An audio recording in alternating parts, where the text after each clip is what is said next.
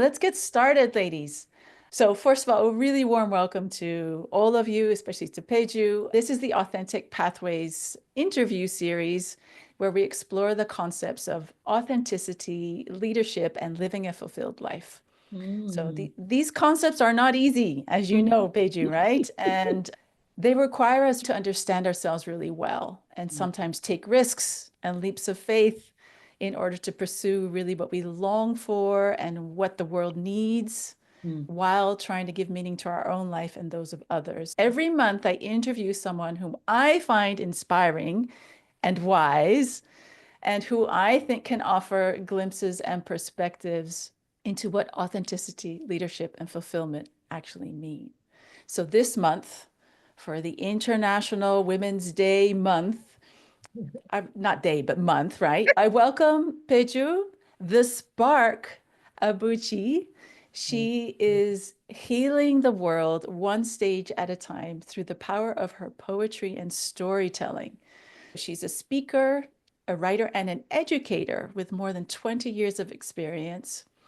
And she's passionate about empowering individuals, communities, and organizations to ignite their inner spark by shaping how they live, love, and lead. So she's mastered the art of connection, conversation, communication, and she's been featured on Channels TV, BBC Radio, the Office for Institutional Equity, Aspire Global Unity Conference, The Voice, Women in Leadership publication, and the London Mayor's Office. And she's just told me that she's already been asked for 25 speaking engagements this year. She's also an author of the 2024 book, A Poetic Odyssey of Proclamations, 31 Ways to Sow, Grow, and Flow Goodness into Your Life. And don't we all need that? We're going to reserve some time at the end for Peju to recite some of her own work, which Mm. I'm very excited about. So, Peju, I would like to dive right in and you telling us a little bit more about your career story to begin with, because like you, I have transitioned several times in my career. I've been fortunate to always do things that I love. And yet, we can love a career for a while and then we kind of know it isn't the right thing for us to do anymore. So either we need to change our approach or we need to pivot. How did you go from A to B to C to like end up being now a storyteller and a writer and public speaker? Oh, I love it, Karin. Can I just say thank you for the invitation? Such big words, fulfillment and leadership and authenticity. They're chewy, chewy, chewy words. And my husband and I, we love going into schools to educate young leaders. And one of the things we like to share with them is about the career journey. I think a lot of young people think, oh, it's this linear A to B to C to D, and he goes and he goes. And what we like to tell them is that sometimes the journey is like A to X, and then you pivot back to B, and then you go to T, and round the back, you find S and C and D. And that was my journey. So I always wanted to become a psychologist when I was a young girl. That was a dream that I had. And I remember saying to my parents in Lagos, in Nigeria, I'd want to go abroad to study psychology. And the response back then in the mid 90s was, but what would you come back to Nigeria to do? What would you use psychology for? And my parents, being lawyers, my dad said, do something more professional first. You'll make a great lawyer, so do law.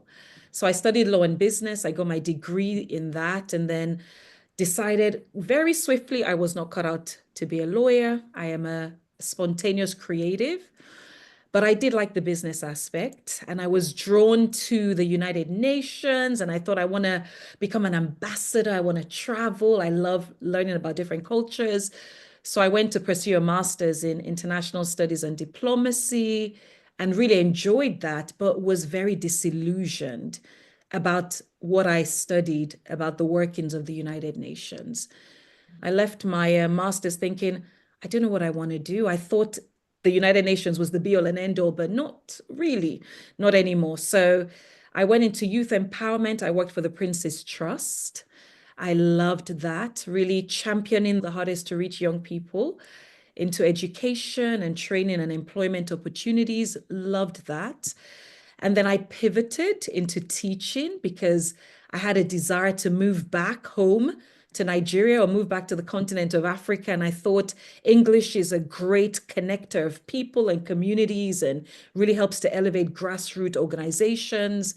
So I taught English for a long time and then pivoted into neurodiverse teaching because there was a huge need for that. And I built my business educating young people, which was great until I started to feel that the hunger, I wasn't looking to be hungry, but I felt like that hunger found me. And as I explained to Karin some months ago when we connected, I felt a knock on the door of my heart saying, Peju, what makes your soul sing? And I was afraid because I knew what made my soul sing, but I was afraid of change. I was afraid of stepping into something unknown and new. But I had to admit in the deep quietness of my soul that poetry, speaking, and really kind of focusing on mentoring and coaching and elevating women was my passion. And that's how the journey led me into stepping away from my teaching business and stepping into a new brand. I rebranded as Peju the Spark Abuchi. I was able to write and publish my first book and just staying on the journey. Now, staying on this journey because this is where my soul comes alive. And so I'm on this journey. But I would never have known I would end up here when I said to my parents, decades ago, I want to become a psychologist. I want to work with people. So that's been interesting. Wow, thank you for that. There's so many nuggets in there, pages that I'd love to explore a little bit with you. To begin with, you said you kind of knew already that storytelling, poetry was your thing, what makes your heart sing. Was this already early on as a young child that you had this? It's a good question.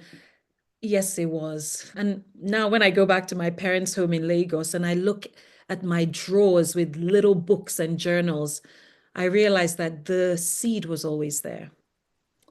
My mom and my dad kept all our report cards, and looking back, I see high grades in English and creative writing and composition and comprehension. And I would be asked to speak in school. And so the seed was always there. But how do you breathe life into a seed so that it generates revenue? You're told poetry, nah, that's something you do on the side. It's your side hustle, it's your side gig. Never put all your eggs in one basket because you can never make a living from poetry and speaking. How do you do that? So the seed was there, and I knew there was a seed there because there was so much joy when I created something, and the joy was magnified when I performed it. And literally, I would feel the audience come alive, and people would tell me, you need to take a look at this. There's something that you do when you speak, when you perform, when you string words together. There's something you do that is really special. You want to pay attention to it. So the seed was always there, but the challenge was how do you brand it so people want it and will pay money for it? Mm. So how did you do that then? Hmm. Gosh, how long do you have? I know. What mindsets, hurdles, business issues, challenges did you need to overcome?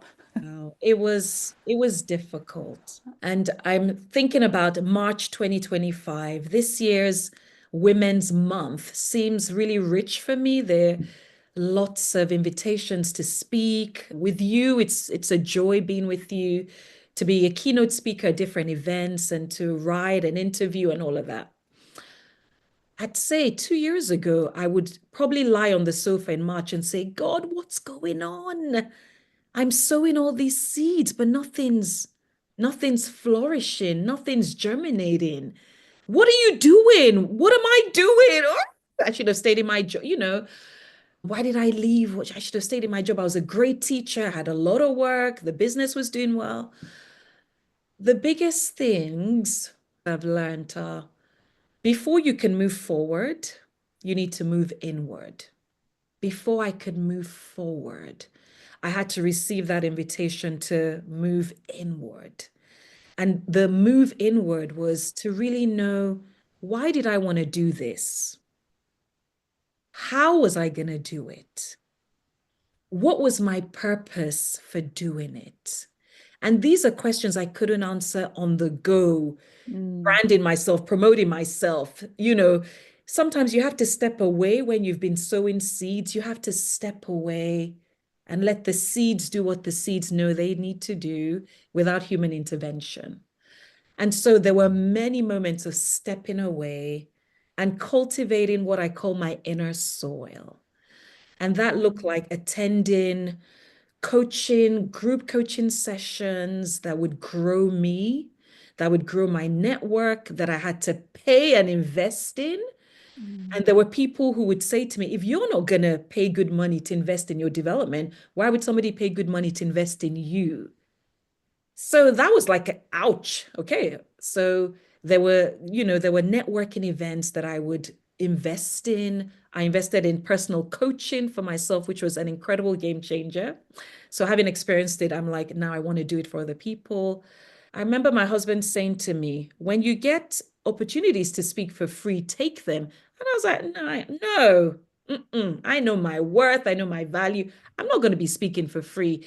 But I'm so grateful that I followed his advice because some of those invitations to speak in different platforms that have been, yeah, could you come and do it for free? We'll promote your book. Could you come and do it for free? We'll introduce you to somebody. We'll, introduce you to our network. Some of those have been incredibly beneficial. So there's something to be said about sowing wide with a view to narrow down. mm, So sowing wide and sowing with generosity. There's a mm, generosity of spirit I've had to learn where it's like, I will come and speak for free and I will speak with all of my heart. I'm not going to mm, skimp on my quality of speaking or performing because it's free. I'm going to give it everything I've got. And then somebody in the audience would say, oh my gosh, I have this event. I'd love to pay you to speak. So I'd say the money ties in for me personally has been doing my inner work, trusting in what I know I've been gifted to bring to the world, really trusting that because voices will tell you, no, no, no, change this. And it's not quite that. And the market is looking for that. And I've had to be quite boundaried about sticking to what I believe is really my gift. And like I said, sowing generously mm. and sowing wild and sowing, just in that bounty and being patient. Yes, I resonate with so many things that you say because, I also started on this entrepreneurship business building journey a couple of years ago. So I recognize a lot of that. Mm. What was some of the inner work that you needed to do, Paige, as far as your own beliefs and mindsets were concerned? Mm. Wow. Okay, we're getting deep now, Karin. Yeah, sorry, I'm a coach. Share what you feel comfortable sharing, No, obviously. gosh, it's a great question.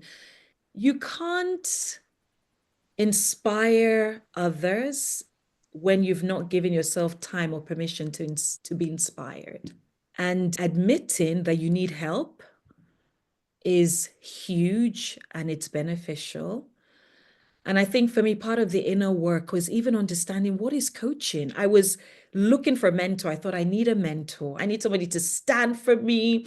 I need somebody to open doors for me. I need someone to speak my name in these places that I haven't been invited to. What I needed in that season of life was a coach to really hold me accountable. So when the opportunity came, I decided I'd never been coached, but I would trust what I knew and I'd heard about coaching. So part of the inner work was trust. It was trusting a new direction. It was trusting walking through this new door. It was trusting women I'd never invested in before, trusting that if I did my bit, then things would move forward. The pressure was not to go from 0 to 100. I needed to, no, that was the pressure, 0 to 100. I needed to take away that pressure and choose to celebrate going from 0 to 4. Mm, Like, hmm. okay, I look back, four's good because four's not 0 and I've grown and I've learned. And then I've moved to 18. So that was inner work. Inner work was just knowing my value through the coaching. I had to put into practice the power of the spoken word that I wanted to bring to other women. But I had to, okay, you are limiting yourself. I'd wanted to write a book for a long time. And honestly, I just thought it's too hard. I can't do it. It's too difficult. It'll take too long. How am I can't figure it out. Should I self-publish? Should I go with a publisher? And I would freeze and then start a new project. And I Mm. would freeze and come back to the writing. But coaching was incredible because it just kept me on track. It kept me on track and it kept me accountable. And I realized that I firstly had to use the power of my spoken word to give myself permission to move forward. So my language then became, what if it is successful? Oh my gosh. The doors that opens in your mind and in your heart, in your soul, it's like, because you're always thinking, what if it fails? What if it flops? People will laugh at me. I'll be ashamed. But then I began to use language like, what if it is successful? What if this is what people have been waiting for? And what if the joy is just that I did it and I got it out?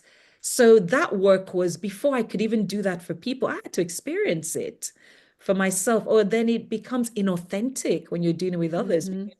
You're doing a lot of head knowledge and not kind of that soul work. I had to gift people from my soul. Oh, that's beautiful. Part of the inner work that you described earlier as well was finding what's your purpose to speak. You identified that you were good at it as a young child, right? And then you decided, I want to go for it. And you did exploring what is that voice? What are the stories I want to tell? But what's your purpose behind your poetry and storytelling? Oh gosh. In this season, and I don't know if it'll change. I'm not sure it'll change. It feels really grounded. For me, the connection with healing is core. And when I was in one of my coaching relationships, the woman talked about how poets were traditionally seen as healers. And I thought, I love it. I love it. The world is in need of so much healing, but I'm not going to do that through medicine.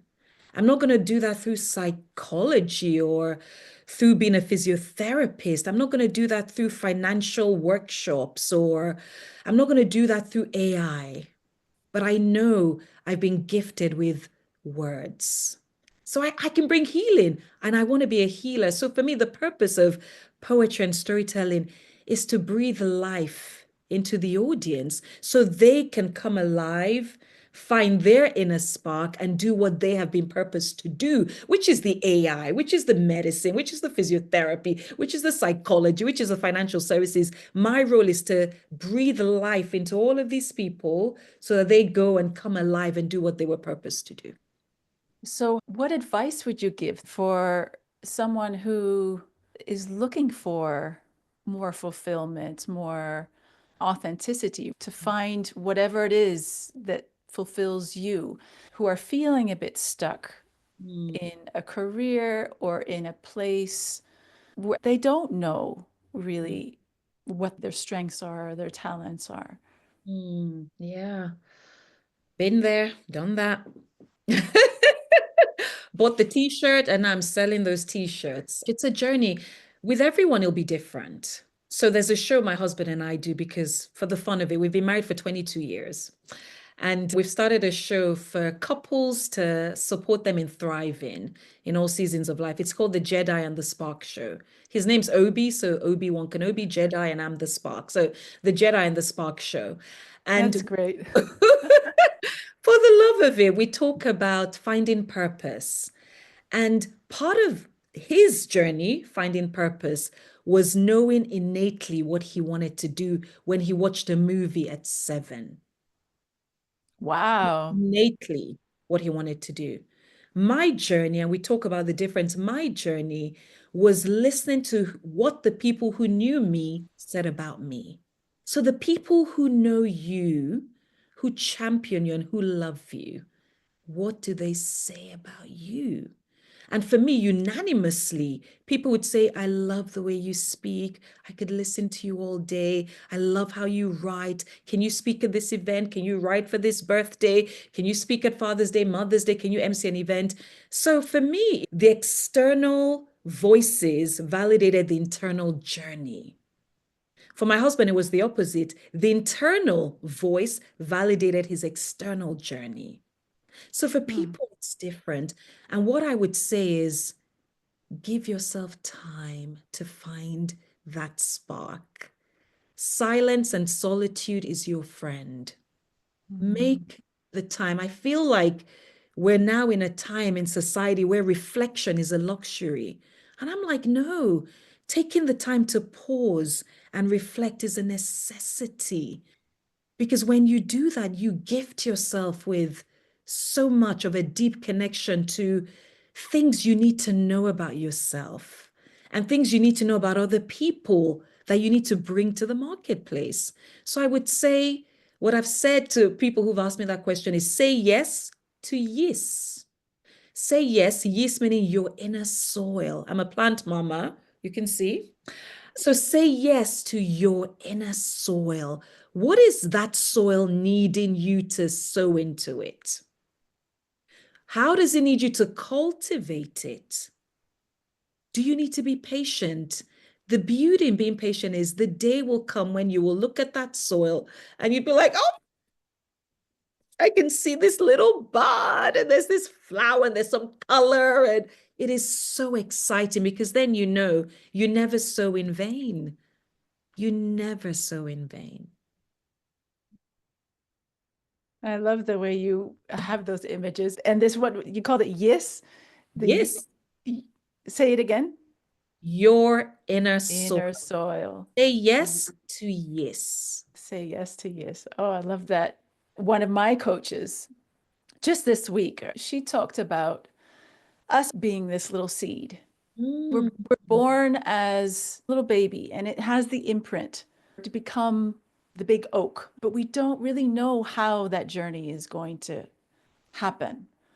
And I think through life, we often tend to confuse ourselves, who we are. So we go on these paths that are not really for us, mm, right? mm, So besides seeing that the inner voice that you have or the outer voices that of people that really know and love you, it goes back to trusting or figuring out what is the authentic mhm. oak or person or genetic imprint, personality, soul that you are. Because as you know, through coaching, we have a tendency to cope with challenges through fear. So we put Yeah. up masks and armor Mm, and find ways to almost hide ourselves a little bit. And then we don't become that beautiful big oak tree that we were meant to be, or the yeah. rose or the dandelion or whatever it is that we are set out to be. We're trying to maybe copy other people. So I'm wondering if this image, what thoughts this evokes with you.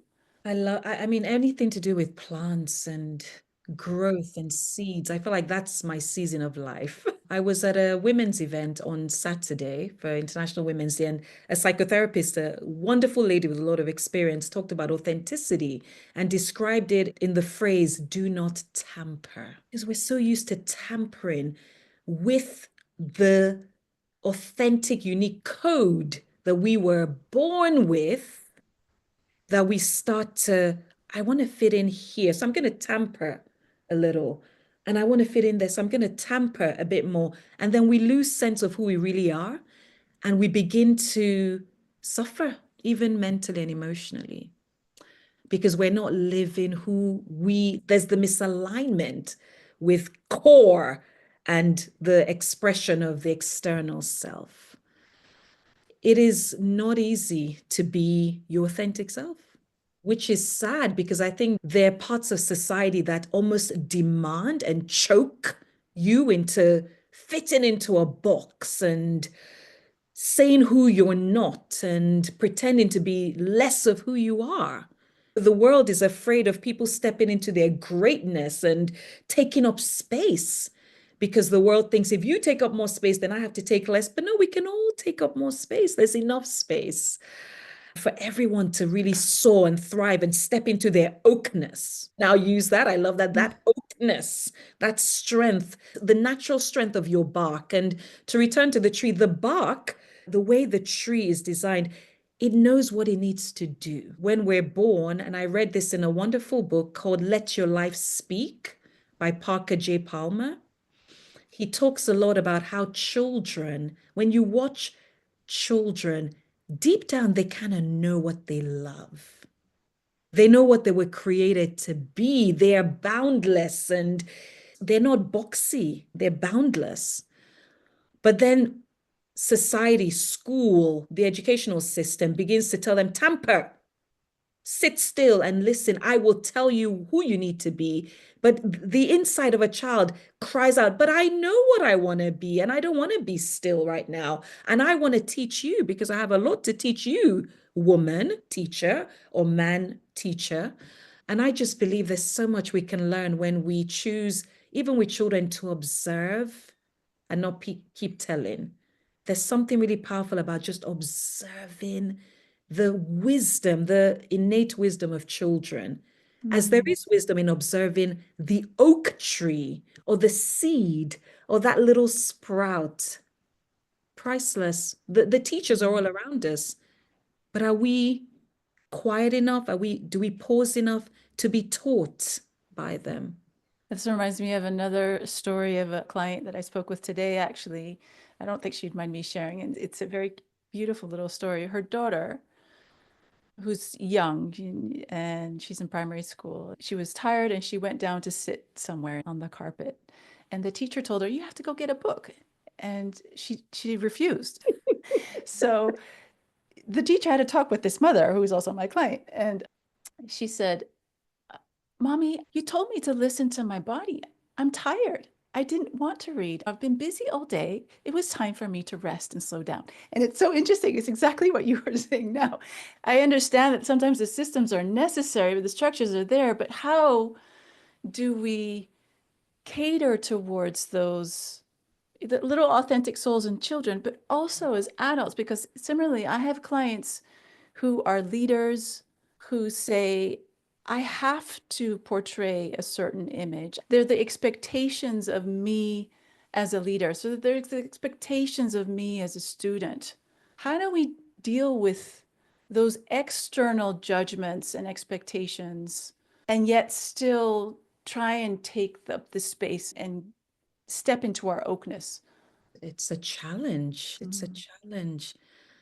And I think, how do you fight policies that are in place?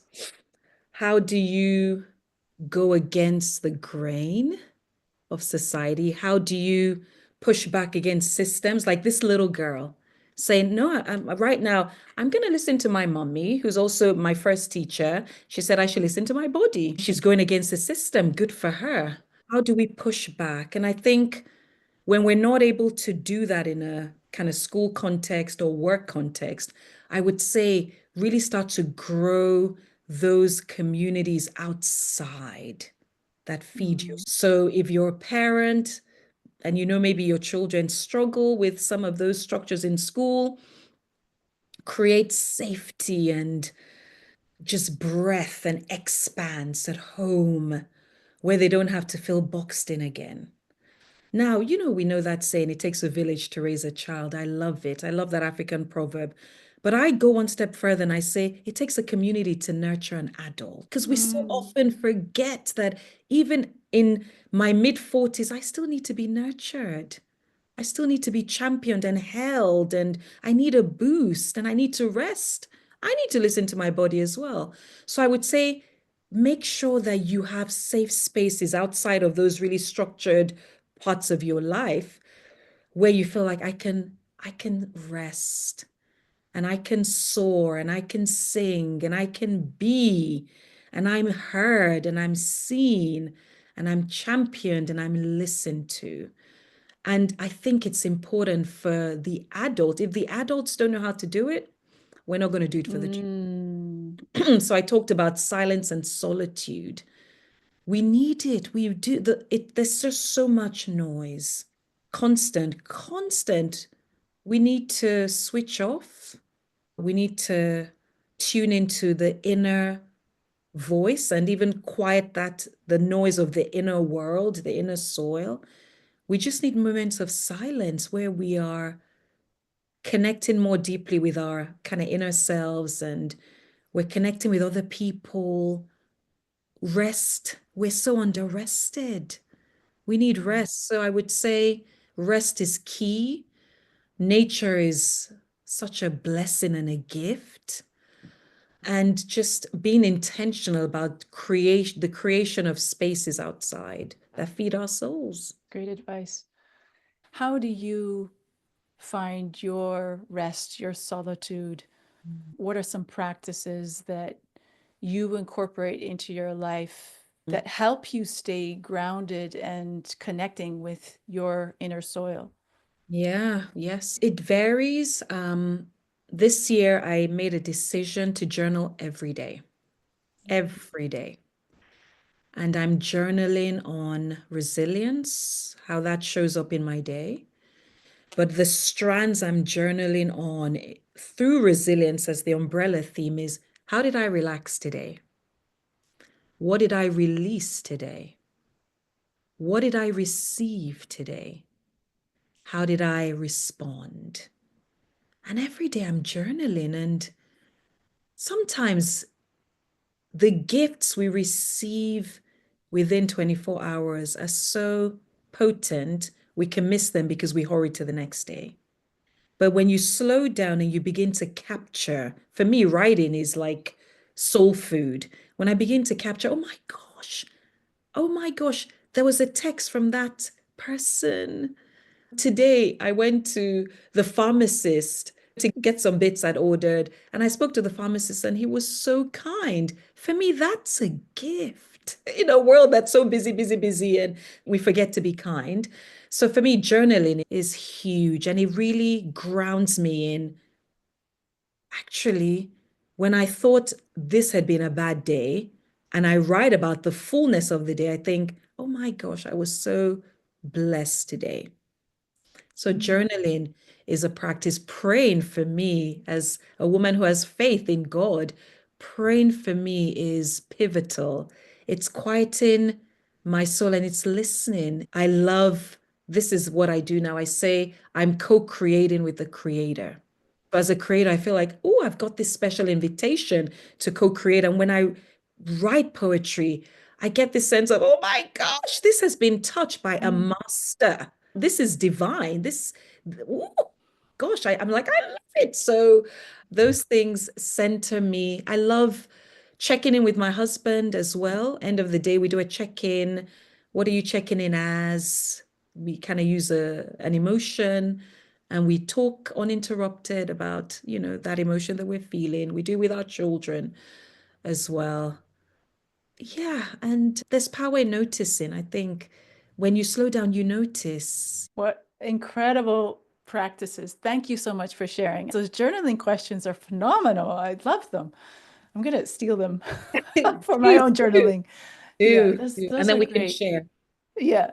And I love how you've created this coaching space with your husband and with your family as well, with these check-ins, the slowing down, naming the emotion to check in. I think that's really wonderful how you're teaching also your kids to literally check in with their bodies and how they're feeling and how they're doing, and to be able to voice that and talk about it.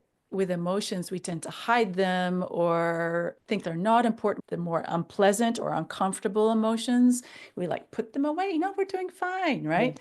That whole thing. So I feel also a very real sense of genuineness and authenticity in just what you're doing at home and with your family. So thank you for sharing that as well. All right, Peju, I'd love to open up our space to the few members that have joined us. I'm wondering for Hannah, Kristen, Flora, if you have any questions for Peju, you can put them in the chat or unmute yourself. Yeah, it's not a question, but I would like to say I can imagine why so many people asked you to talk Oh, because it's so inspiring. I was into it and I was listening to it, and I could feel that you are talking from your heart. That's the thing. I was just struggling within myself. How could I say bye and how could I leave Oh, here? How could I say that? Because I'm so much into it. It's really wonderful to meeting with you. And my heart, I'm feeling like to be connected with you because oh, that's the way I'm feeling. Okay. oh, So please, please connect for Hannah. I'm really inspired by your talk. Thank you. And thank you so much for sharing your wisdom and things. And Karin saying, thank you so much for organizing this and to let us know so much about the world and the Oh, people here. thank you. I would like Thanks, to, Rahana. Have a great evening. okay, thank you so much. Thanks for joining.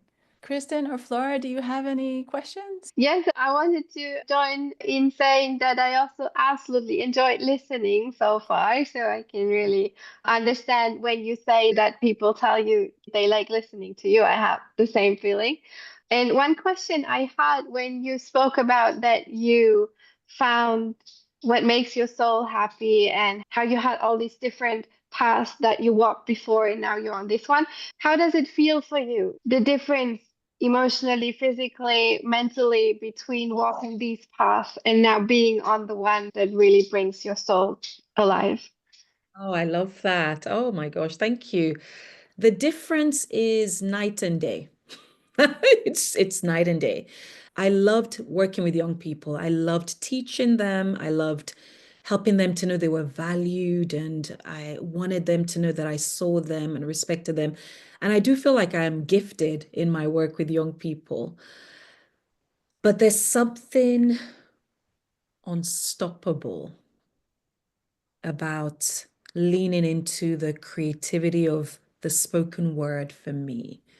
I feel like this is what I'm meant to be doing with my life. Even though I can be good at other things, I feel like I am excellent in this. And I don't have to try and be good at so many things when I can focus on being really excellent in this. Does that mean I don't need to practice? It all comes naturally. Oh no, I do need to practice.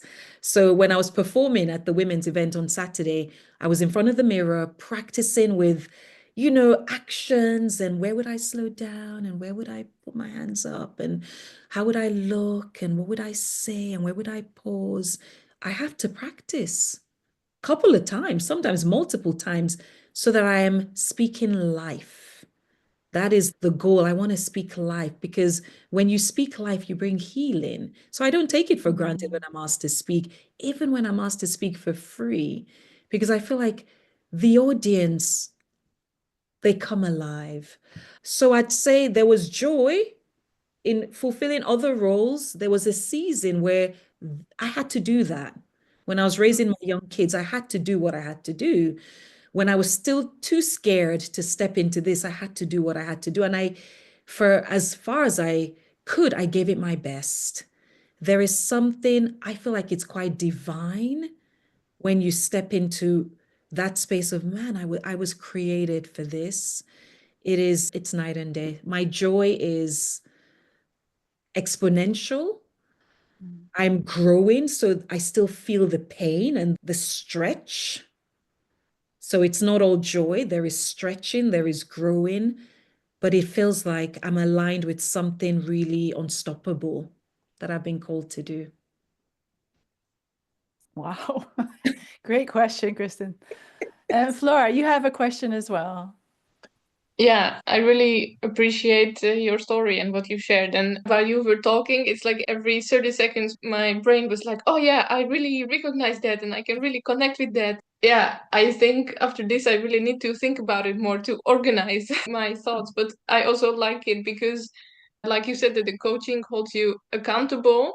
Every time when you said something and it triggered a question in me, it held me accountable because I realized that that question actually came from not trusting myself or not believing in myself. Or yeah, when I thought about if I asked this question, I already knew what the answer would be, and the answers would usually be something about, yeah, but it's in your control and actually you decide.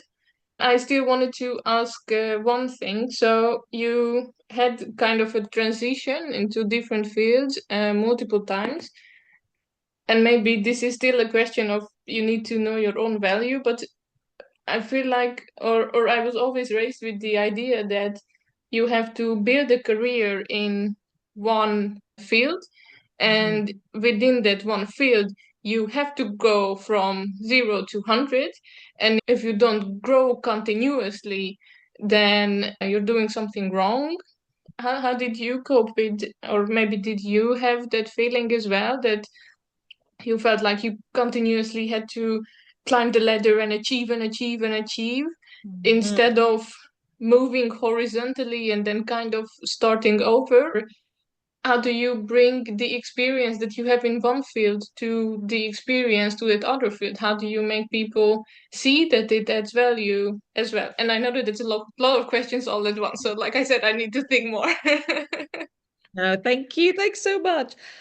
The world we live in is very interesting, Flora. I think there are things you're going to hear that sound very wise and very smart, but are not always very true. And some of the things we hear as young girls, as young women, as older women, is you have to do a certain thing. Your career has to go like this. You climb one step and then you go the other step, and then you need someone to take you the next step. I believe we can grow from literally from the second rung of the ladder to the 12th. Yeah. I believe it's possible. I believe we don't have to do 2 to 3 to 4 to 5 to 6 to 7. I'm just buying my time. I'm just being a good woman. I'm just doing what the book says. Sometimes we have to throw out the rule book. And I think I understand this so much more. My mom was an entrepreneur. My mom was a lawyer, like I said. She was an incredible lawyer. But on the side, she ran a fashion design business. My mom has 6 kids. I'm number 5. Raising 6 children. My dad was around, lawyer, ran her own legal practice. So she had her own chambers, fashion business, and then went into property development. And she was very successful. And I just decided as a young girl, probably subconsciously, but when I was old, I thought, I'm not like my mom. I'm not like my mom. She's cut from that cloth because her mother was an entrepreneur, businesswoman, did really well. I'm not like her. And then I married a man who's quite like my mom, who's very entrepreneurial. And I struggled because I was very much like, just get a job. 9 to 5, and you get paid every month. 9 to 5, it's safe, it's secure. That's the life that I wanted until I started to give my husband permission to paint a different picture for me. Not everyone is cut out to be an entrepreneur, but I feel like too many people have told themselves they're not cut out to be entrepreneurs. They can't start their own business. They can't pivot out of a 9 to 5. Now that I'm doing it, I am beginning to believe that when you're able to step out of that constraint of a 9 to 5 and offer more of who you are, understanding that women are so incredible. Most of the roles women play are transferable skills, but sometimes we're told they're not. And so for me, I'm believing it because I'm living it. And I'm like, oh, wow, I don't have to do A to B to C to D. I can do A to G and then get to T. So I think sometimes we have to deconstruct what we've been told, what we've believed as young girls in schools, or even the employment system tells us a certain way. We have to educate ourselves outside of that system, read books, speak to entrepreneurs, people who've been successful, who've stepped out, people like Karin, who've stepped out, who are living a different reality and are beginning to believe it's possible. Thank you very much. May I ask a follow-up question on that? I find it very interesting that the recently, especially women that I talked to who found something that really made them happy and were working on something that was really authentic, that they enjoyed and that gave them energy, that the underlying similarity was always that they became entrepreneurs, that they decided to go and do something themselves on their own. I was wondering if you ever reflected on that and why you think that happens. Yeah. I mean, we could all cite different reasons depending on our experience or what part of the world we live in. But, we talk a lot about gender equity and gender justice. And I feel like for some women, Flora, they get to a point where they just feel like nobody sees the value I can add in this space anymore. But I know intrinsically, I still have so much to give, but I've just hit something. And that thing isn't shifting. And there are people there who do not want it to shift. So I'm not going to keep banging my head this way. I'm going to pivot this way. And some of those women pivot this way and they get over that barrier. It is incredible. I feel like there's such a power within women that whatever we put our hands to collectively, or, mostly collectively, but even on our own, we will succeed. There's a seed within women that is coded for success. So a lot of these women feel like there's just so much they want to give, and that space doesn't allow it, and they're passionate, so they go and set something up. Flora, I'd like to add to that though. I had one of my clients came to me thinking she wanted a career change. She's a leader in a big company and she was kind of hitting that ceiling. She didn't like the team she was working with, and it was just like, yeah, not quite feeling it anymore. When we started coaching, it was so interesting. Her coaching question kind of disappeared. She no longer needed to leave. At least that she realized it wasn't the time. And what she did was grow into her oakness.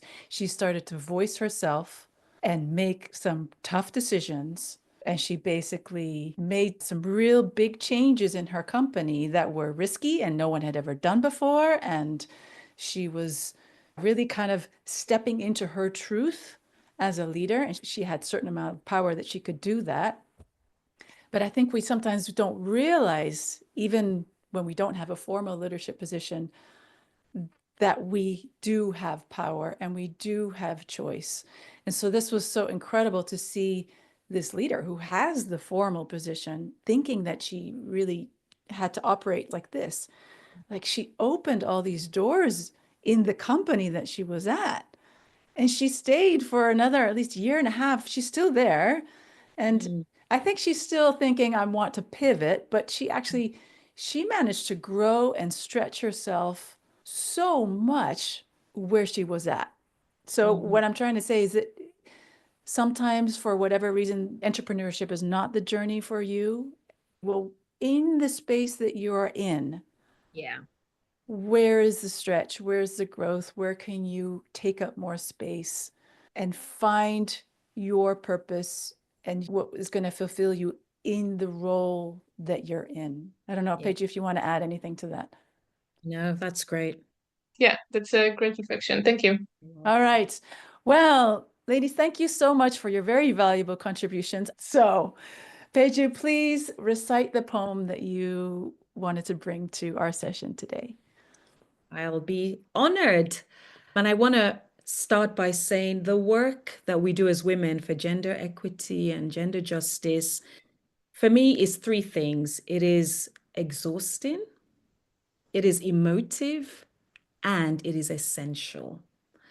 And I feel like there's so much we carry as women. There's brilliance, there's beauty, there's bravery, and there's brokenness. And sometimes it feels like, how do we hold bravery and brokenness? How do we hold beauty and brokenness? Well, I'm going to recite a poem called The Beauty of Brokenness. The beauty of brokenness is just that. We are beautiful when the pieces of our lives don't quite fit together perfectly.